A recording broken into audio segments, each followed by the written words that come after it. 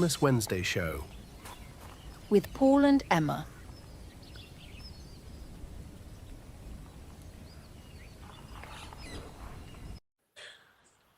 Was that the Wellness Wednesday show or the Oh dear. Exactly. I forgot to upload the new intro. Yeah, sorry. We will get there, I promise you. You know, by about episode 30, we will be there.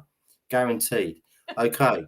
Sorry about that. So, anyway, this week we're talking about the sugar diet. My name's Paul, by the way. I'm the owner of Nutrient Nirvana, and my co-host Emma Goodwin from Timeless Cookery.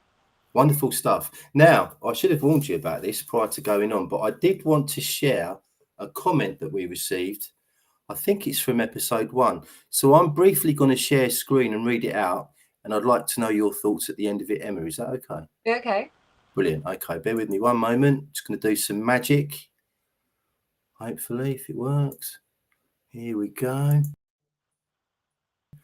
Well, hopefully now you'll be able to see that on your screen. Oh my God, but it's so tiny.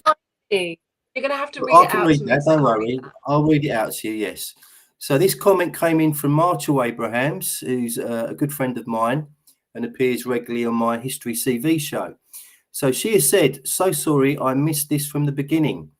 There's been a huge impact on men's fertility from plastics and the contraceptive pill in the mains water supply, in addition to denatured soil and filthy so-called food made in factories and pushed onto a trusting and gullible public.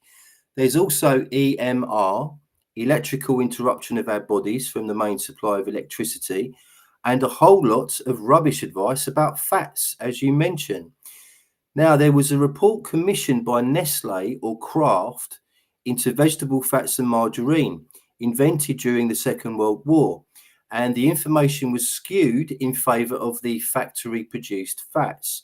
A case of, oh, look what we've invented. Now let's invent a market for it. Eat butter for your brain. Calves liver or organic chicken livers are delicious, cooked in butter, and don't need soaking. We feel that the biggest expenditure should be on really good, clean food, organically grown. Help, I could go ranting on and on, but I better draw breath. Thank you both very much, and I look forward to the next one." So there we go. So I just thought I'd share that because it's a great comment, and that's the sort of thing we like. It's lovely. It's lovely and long, and it makes sense, all of it. Yeah. Yes, absolutely. And she mentioned about the thing that Kellogg's, was it? No, it was Nestle, sorry, did in the Second World War. And I thought that was interesting that it just preceded the work that Ansel Keys did in the 1950s as well. So clearly there was an agenda going on here around that time in history. It is hard to not think that there was an agenda. It's hard to not think there was an agenda. Canola oil was invented as a lubricant, I think, for engines to begin with. That's right, yeah. And yeah, diesel. Rudolf Diesel, inventor of the diesel engine, ran his engine on peanut oil. And then as he was going across some body of water, I forget where, to do something to do with patents or other, he went overboard. And then his blueprints ended up in the hands of the industrial, military, chemical corporation people. Yeah, scary stuff. Just going back to the Second World War, do you know, obviously during the war everyone was rationed in this country, and that carried on until I think the sort of mid-1950s. But do you know what was the very last food group to be unrationed? Are we talking about food groups as in food groups is a little bit of a misleading term, actually, Emma, but it's how can I put it? I suppose it is a food group technically. Flour. And it's related to our topic tonight. Sugar. Sweets. Sweeties were the very last thing people were allowed. Really? Yes, which I find very interesting. You know, originally sweeties would have been a way of delivering medicine. So, you know, a sour sweetie would have been a vitamin C hit made with sour fruits, you know, with a little bit of sugar so that you could tolerate the sourness. You know, it would have been a way of delivering herbal remedy. So you'd make a concoction where you'd take the goodness out of the herbs into a sugar solution, and that would be a way of preserving it into a sweetie.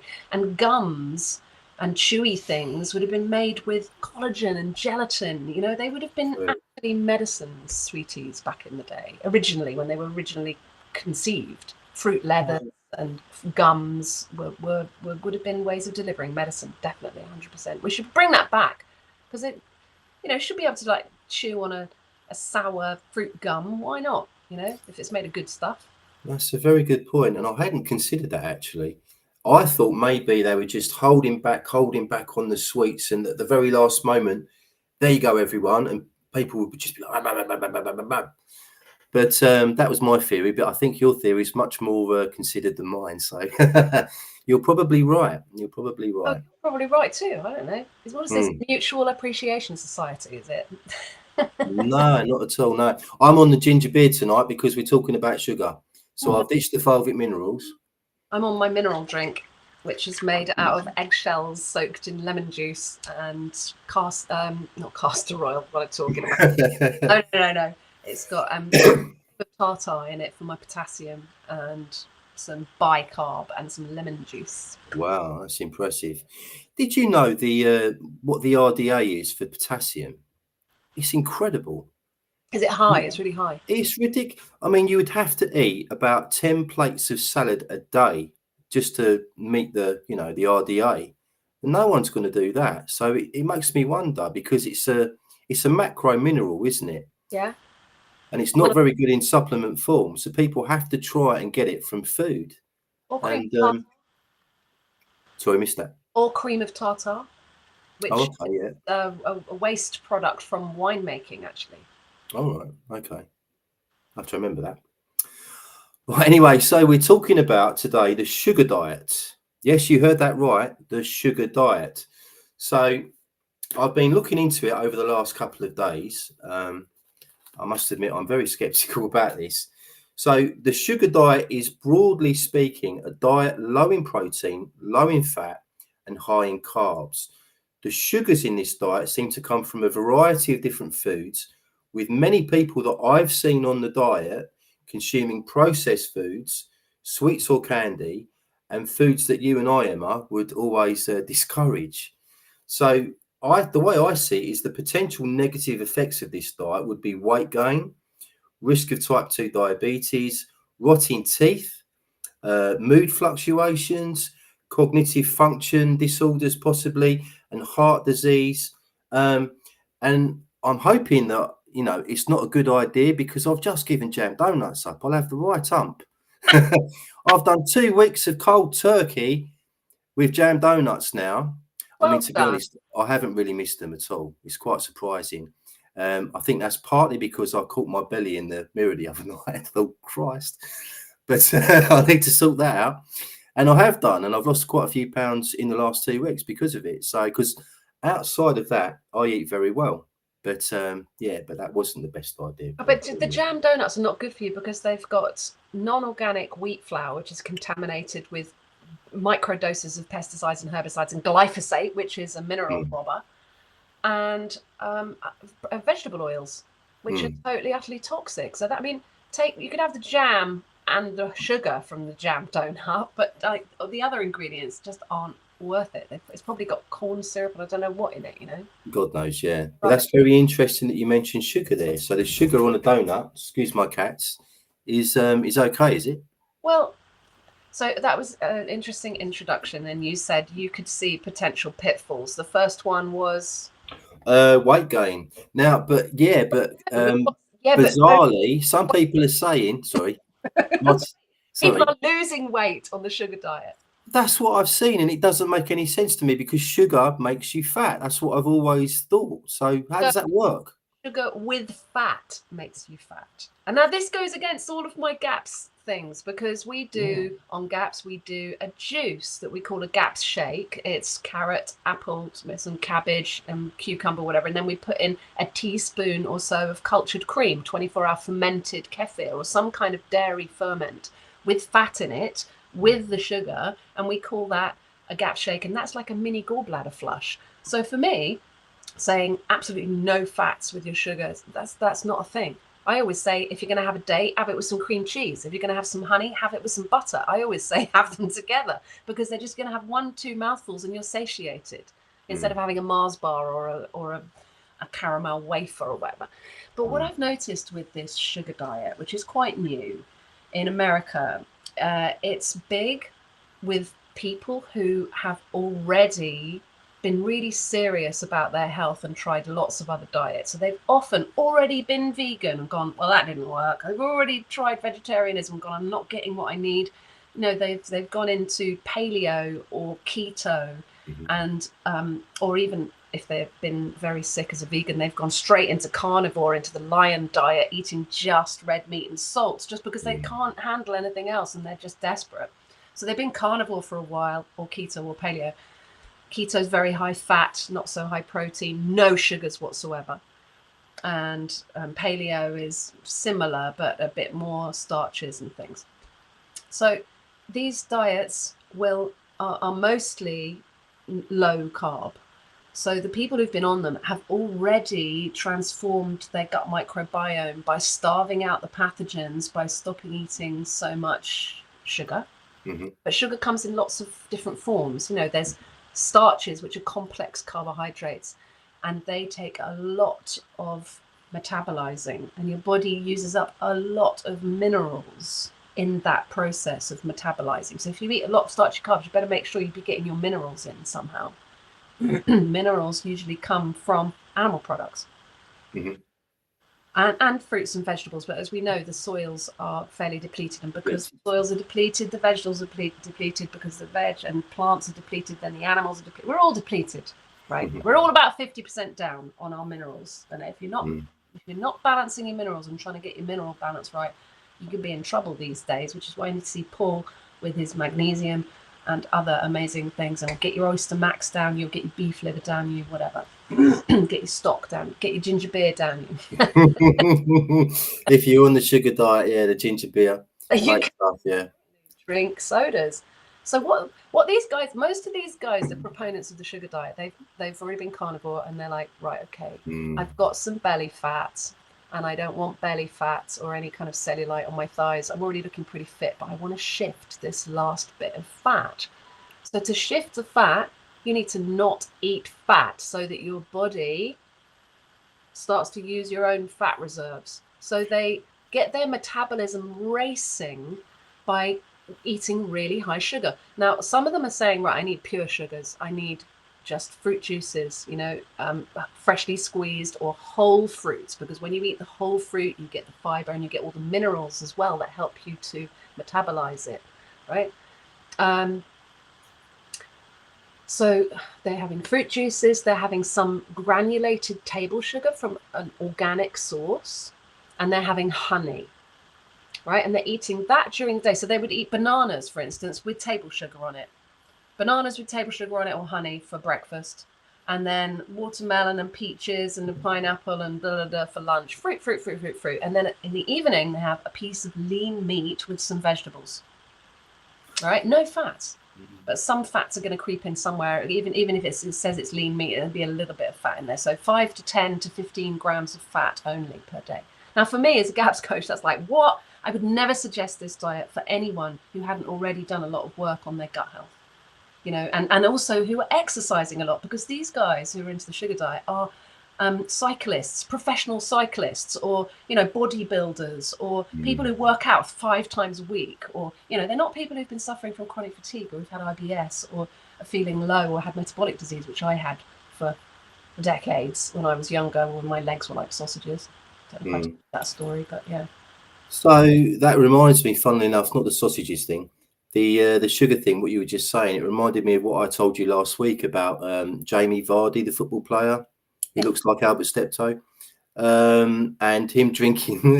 That's good. And I saw he used to drink 2 Red Bulls before going on the pitch and playing for 90 minutes, but it worked for him. So what we're saying then is, because I've noticed this week when I've been hunting around on this diet, I've noticed that the vast majority actually of people that are doing it are like weightlifters or bodybuilders like myself. They're all They're already quite buff, aren't they? Exactly. So, but refined sugars, really? White sugar? I just can't get my head around it. What it's doing is revving up their metabolism. So they start to burn their fuel in their furnace harder and faster. And there's a guy, can't remember his name now, but he's gone into the science of it a little bit, and it does make sense, but only if you haven't got leaky gut and if you haven't already got any chronic issues. If you've already got, if you've got, don't even go near the idea of this if you've got any kind of long-standing chronic something going on. What was the other second thing on your list that you said would... risk of type 2 diabetes. Right, type 2 diabetes. Well, apparently, if you're just doing fructose and glucose and no starches, it doesn't seem to be spiking people's insulin, which I find very interesting. Okay. I find that very interesting. So some people think that people are actually curing type 2 diabetes with a sugar diet. I have no idea if that's true or not, but I have heard people. I think I've read that somewhere. So I can think of at least 3 or 4 different frugivores. I think that's what you call them, that I've had debates with, shall we say, on Facebook and places like that. So are you saying that I was wrong? They don't eat protein in the evening, do they? Frugivores? No, these people were literally living off fruit.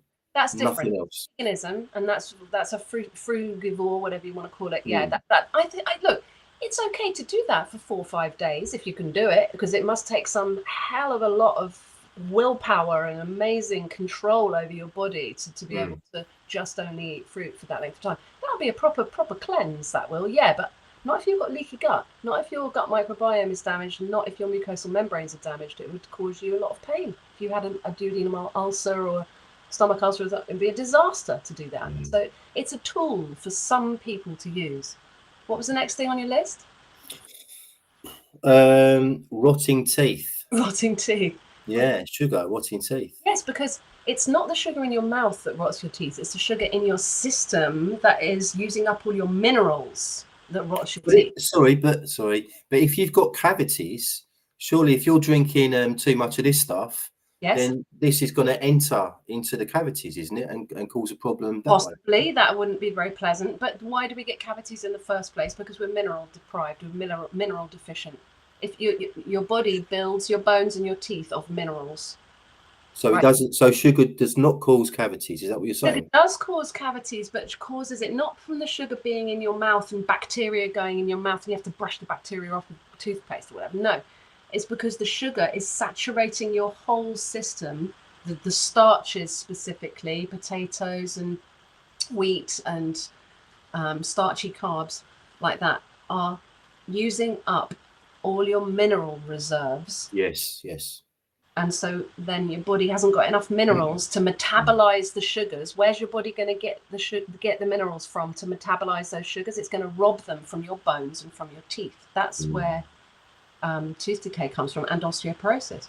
Yes, absolutely. Okay.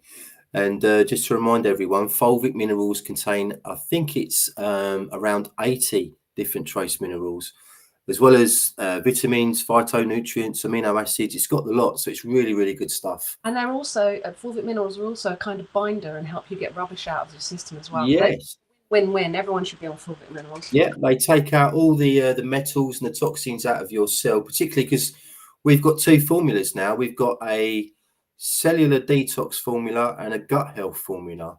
So the gut health one strengthens the lining of your gut, and the cellular detox, as you say, strips away all the rubbish out of the cells, which makes it far more doable for your body to take nutrients in at that level. Yeah. So, really, as you say, it's a win-win. You can't expect to eat a load of rubbish processed food and take fulvic minerals and be okay, though. No, I was trying to do that in a way with the jam donuts. Let's balance this out a little bit, Paul. Yeah. But bad move. Don't go there. Right. Gulag has said, this sounds like the diet for me. So that was, I think he made that comment early on. So what do you think now, Rich? Are you still thinking that way? Let me know. And we've had a message here, comment from Authentic Seeds. What a great name. Maybe this is why we now have sugar tax. They are trying to connect us into thinking natural sugar is bad and fillers with sweeteners like aspartame and what's it called, a calcifame K or something like that, another nasty one. But yeah, in my opinion, they're far worse than sugar, those artificial sweeteners. Oh my God, yeah. Yes. I'm pretty sure that aspartame comes from a genetically modified form of E. coli. I'm pretty sure that's what it is. That sounds nice. Yeah. We're naturally predisposed to want sweetness in things. And Yes. mother's milk is 50% saturated fat, and then lots of sugars, and it tastes sweet, mother's milk. And of course, everyone makes a beeline for honey. We're naturally disposed, and if you actually have the mineral balance in your soil well sorted out, your vegetables will have a sweetness to them, and you can measure that with a Brix measuring device called a refractometer. And it's like a little telescope thing, and they use it in wine and beer making to measure the specific gravity of like the sugar content before they decide how much yeast they're going to put in or whatever. But if you take a few drops of, say, a piece of kale and squeeze it onto this device, and then you put a little lip down and you look through it, and it will give you a grade of like 12 Brix or something like that, and it will tell you, if you want to test whether your veg has good mineral content, you could just taste it. Does it taste sweet? That means it's got a good mineral content, but you can actually measure that with this device, a refractometer, as well. That's very interesting. Did you do that? Because you used to have a small holding, Emma, didn't you? So did you regularly test your soil when you were doing that? I didn't have the wherewithal. I didn't have the money to test my soil, but you can test soil by looking at which weeds like to grow. So buttercups like a really acidic soil. So that's just talking about acidity and pH. But you can tell if you've got too much richness and too much acidity in the soil, too much nitrogen, because the plants start growing really leafy and then they all go mildewy. So you need to rein it in a bit. I am a queen of compost making. I can always get my compost heap red hot. In fact, I've composted a whole sheep in my compost heap before. Wow. Okay.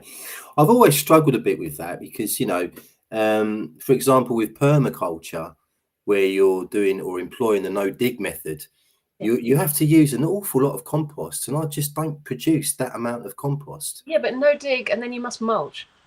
No dig and then mulch. Mulch. What can you mulch with? Leaves, bracken, I don't know, mulch. Cardboard.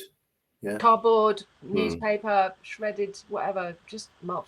Anyway, we've gone off topic. What was your next things with your sugar diet that you're we've done rotten teeth, mood fluctuations. Mood fluctuations, right. So I experimented last week with the sugar diet, and I thought, right, come on then, my gut's healthy enough, and I'm going to have a go at just having fruits during the day, and a lean piece of meat with some veg at night. And I love my butter and my fats and all of that jazz. So it was quite hard for me. And I noticed that I felt pretty good and I felt quite on it, but I got in the car to drive, and I was driving like a complete idiot. Like my coordination was off. I was in the wrong gear when I came to the corner. It's like I've driven this road 100 times. What's the matter with me? And I just didn't feel quite and I've been listening to quite a few of these people promoting the diet on YouTube, and most of them are they're just too slow for me. They're talking, and I'm like, come on then, spit it out. What are you going to say? Kind of. They don't seem to have all their synapses snapping. They might have a flat 6-pack,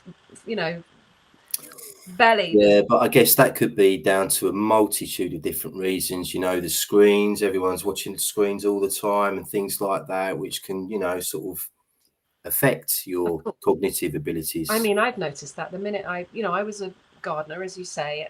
I ran a community supported agriculture scheme for 10 years, and I was out in the garden with sort of plugged into source every single day and looking at the weather and sunshine, fresh air.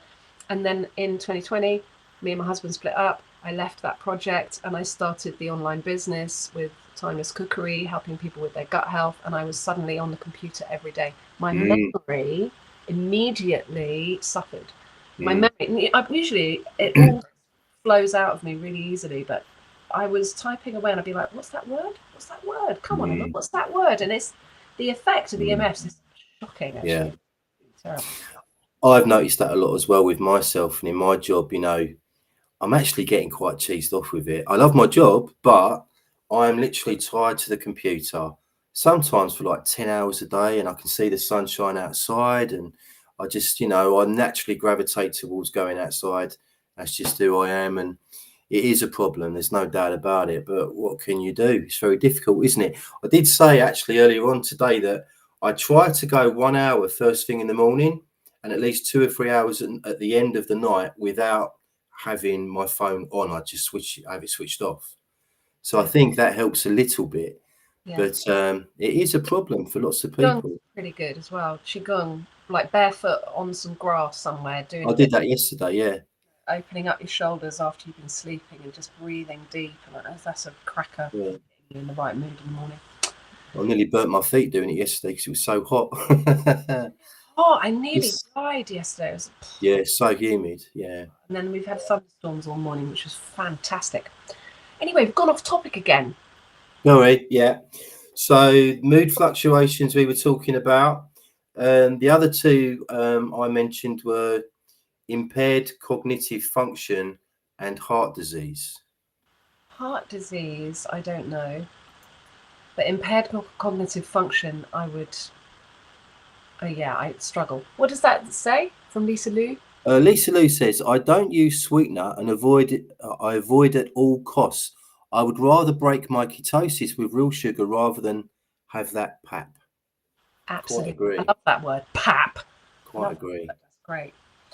Yeah, too right. There's all sorts of links to all sorts of nasty diseases with artificial sweeteners. I don't think we know the half of it yet.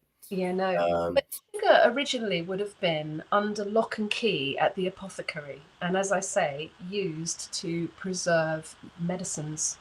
And I think, to preserve the summer harvest of berries to make a jam, or with some gelatin to make a jelly. These are traditional foods that we should be able to include in our diet. And the only reason we say no sugars on GAPS is because we don't want to feed the pathogens in the broken microbiome. And the reason why there are pathogens there is because the low levels of antibiotics in the food system, or your pharmaceuticals that you've taken, or your painkillers that you've taken, or the antibiotics that you've taken, have killed off like half your gut bugs, half the diversity of the different kinds of gut bugs. And also we have preservatives in everything to keep the shelf life good, not to keep your life good, but to sort out the shelf life. And so eating processed stuff kills your microbiome, and that's why we say no sugars on GAPS. We can have honey, and carrots have got sugars in them, for heaven's sake. Dried fruits have got sugars in them, and fruit's got sugar. That's enough sugars. You don't need any more sugars than that.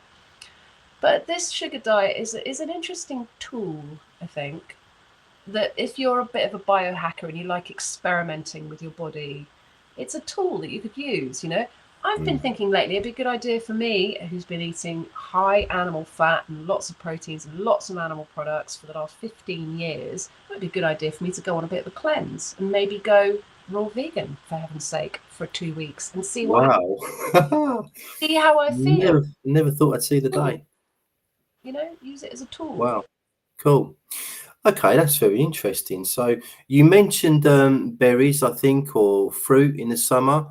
Are you still saying don't eat raspberries, don't eat strawberries because they're high in oxalates? Or I think that, seasonally and locally is the way. And if there are loads of raspberries, it's like, I'm not going to throw them away. But what I would do is cook them and then put them through a sieve to take out the seeds. And then I would make some kind of jelly, some kind of jam, some kind of fruit leather, I don't know, something like that. I love raspberries. They're divine. And I've got a pan of stewed cherries because there were so many cherries and they were so cheap. It was like €3 for a kilo. I was like, oh my God, give me the cherries.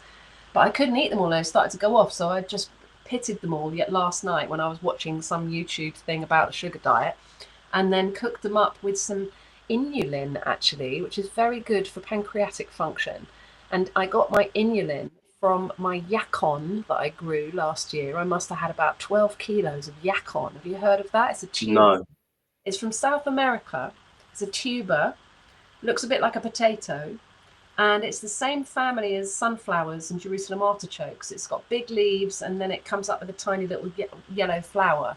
It sounds a bit like macaroon. Carry on. Yeah, yes, probably same family, I imagine. Mm-hmm. Anyway, these big tubers, they're quite brittle and they snap, and they're really juicy inside and sweet. So peeled them, chucked them in a massive pan, boiled them down, and then put them through a jelly bag and took that liquid and then kept boiling it until it reduced into a kind of syrup. And that's very high in inulin, which is a kind of sugar, which we actually need. And, you know, if you're not eating any vegetables and fruits at all, where are you going to get your inulin from, which is really good for pancreatic function, for your pancreas to function properly. So we do need sugars. Yep. Okay. Brilliant stuff. So just to summarize, just to return before we finish, going back to the sugar diet, in summary, what are we saying, Emma? We're saying, you know, if you cut out any one of the 3 macronutrients, which are, I'm not talking about minerals here, I'm talking about the whole foods that we're eating. There's proteins from animal sources, and then there's sugars from starches, from grains, from fruits, from refined sugar even, and then there's fats. There's vegetable fats, there's animal fats. You know, we don't want the vegetables fats so much, but okay, we can have some extra virgin cold pressed olive oil, we can have some coconut oil, that's good vegetable oils, but mostly we want saturated animal fats. Anyway, if you cut out one of those macros, something's going to happen in your body, you know? So people are experimenting, and people who haven't eaten sugar for all that time are a bit sugar starved. You know, people who've been on keto, they haven't even had any honey. This is not GAPS, any of this. GAPS for me is always going to be the firm foundation for good health, because you can adapt it so many different ways. You can do a keto version of GAPS if you've got cancer. It helps a lot. You can do a no plant GAPS if you've got severe schizophrenia or any kind of mental health problems, or, you know, non-verbal autistic kids do very well on no plants at all for a little while. When I say a little while, it can be up to 2 years, 3 years even, you know. But so if you cut out any one of those macros, you know, something's going to happen. So what they're doing is cutting out all the fat on the sugar diet, because they've been eating really high fat. The body's already built of high fats because they've already been keto or carnivore for years and years and years. And so they're experimenting with it, and good luck to them if they're enjoying themselves. Do you know what I mean? It's a tool in our toolbox for biohacking ourselves. And they say they're losing fat, losing body fat. So they're getting ripped. I say human beings aren't supposed to look ripped like bodybuilders, or women aren't supposed to have flat stomachs with no fat on them. Women are supposed to jiggle a little bit. Do you know what I mean?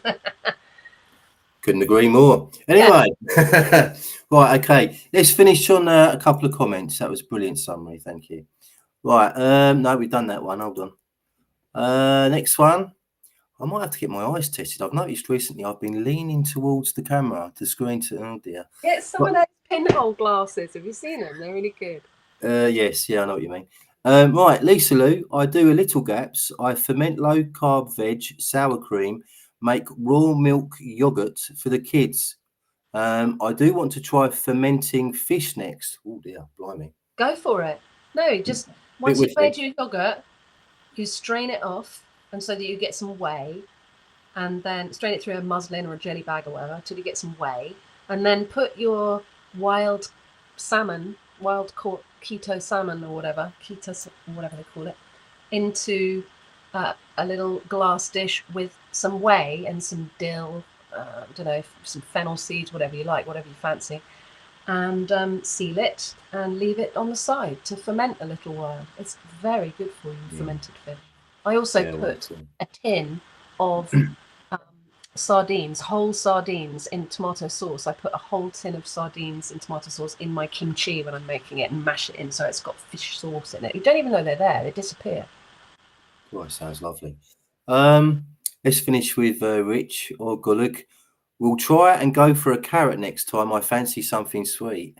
You know what? Carrots and raisins with some fresh coconut is a really nice snack. Really? Carrots and raisins? Yeah, raisins and carrots together. And, you know, and also when I've been rendering my beef fat and I end up with a load of little crunchy fatty, yummy, salty, crispy things to nibble on. I'll have that maybe with some coconuts and carrots and raisins, just as, you know, finger nibbles. Yummy. Okay. What are we going to talk about next week, Emma? Shall we talk about, you know, acid reflux, GERD, stomach acid, you know, bile, all of those nasty substances that we need? Brilliant. Okay, lots of people suffer with that, so that'll be something really good to talk about. Okay, thanks for watching, everyone. We'll be back, I think, at the next Wednesday at 6:30. I've got another interview on that day. We'll see what happens. So yeah, stay tuned. Thanks for watching. Don't forget, if you need any supplements, organic herbs, non-toxic household products, I'm your man. Go over to nutrientnirvana.co.uk. Cheers, Emma. And I've And just launched Instead of Bread, which is a really fun online course learning about how to cook things that are like bread as a vehicle for your butter or whatever, you know. And with that comes 4 coaching sessions. It's an absolute bargain. So head on over to timelesscookeryclub.com and check out my offer, because I can only help the first 30 people who sign up, and people are already signing up. And I'd love to work with you. okay, brilliant. Lovely. What a brilliant idea. Okay, thanks for watching, everyone. See you next week. Cheers.